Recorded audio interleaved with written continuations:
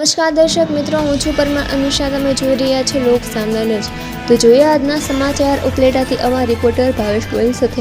ઉપલેટામાં વરસાદ પડવાને કારણે ward number 3માં આવેલી વાત્સલ્ય ગાયનેક હોસ્પિટલના મુખ્ય માર્ગ અને આજુબાજુના વિસ્તારમાં ભારે કાદવ કીચડનું સામ્રાજ્ય થઈ ગયું હતું.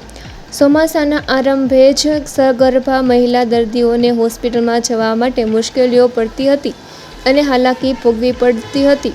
આ બાબતની જાણ ડૉક્ટર પ્રતીક ભાલોડિયા દ્વારા સદસ્ય મહેશભાઈ સુવાને કરતા હોસ્પિટલ જેવા સંવેદનશીલ વિસ્તારમાં સફાઈ અને યોગ્ય રસ્તાની વ્યવસ્થા ખૂબ જ અનિવાર્ય છે.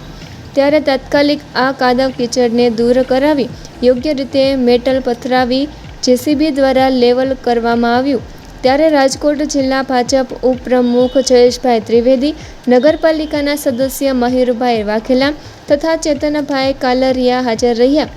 આ પ્રશ્નનો કાયમી ઉકેલ થવાથી ડૉક્ટરશ્રી તથા દર્દીઓએ અને રહેવાસીઓએ ખૂબ ખૂબ આભાર માન્યો.